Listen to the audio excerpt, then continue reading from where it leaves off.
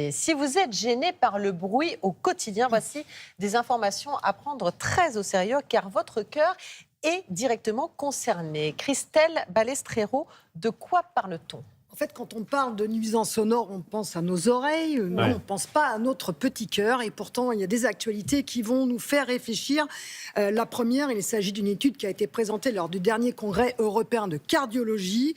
Elle porte sur 430 Allemands et elle met en évidence un lien entre le bruit urbain et le risque cardiovasculaire.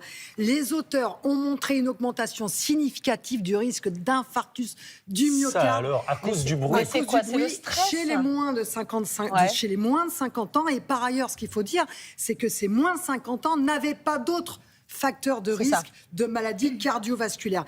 Et il y a quelques mois aussi, l'Association américaine du cœur avait alerté sur les nuisances du bruit sur notre système cardiovasculaire. Pour chaque tranche de 10 décibels supplémentaires, le risque de développer une maladie cardiovasculaire augmenterait de 3,2%. Ils ont montré aussi un lien avec le diabète. D'accord, ok. On va l'expliquer ça. On explique exactement comment on explique cet effet nocif du bruit sur le cœur, parce que c'est vrai que c'est pas très intuitif quand on le dit comme ça. Alors, il y a plusieurs mécanismes. Lorsque l'on est exposé de façon prolongée, on parle bien d'une exposition prolongée dans le quotidien, il y a une augmentation des hormones du stress, dont le cortisol. Il y a une augmentation des radicaux libres. Vous savez, ces molécules qui sont instables, qui s'attaquent à nos cellules. Résultat, eh bien, il y a des dépôts dans les artères, il y a une rigidité des vaisseaux, il y a une inflammation, une augmentation de la tension artérielle, et ça, c'est la combinaison gagnante pour les maladies cardiovasculaires. Puis il y a aussi des effets indirects.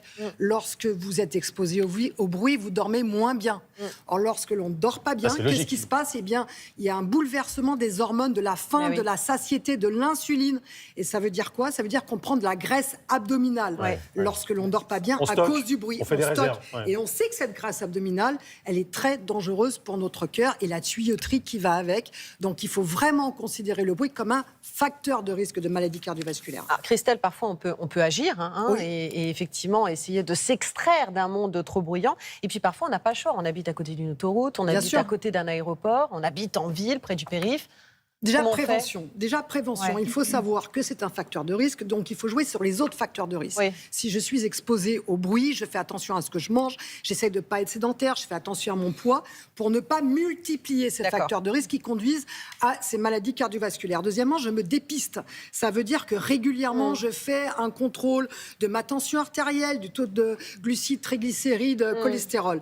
Et puis j'isole mes fenêtres, parce qu'il faut savoir que le double vitrage, c'est très efficace.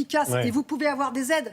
Parce que double vitrage pour la protection acoustique, ça va aussi pour la protection thermique, dont vous pouvez avoir des aides financières.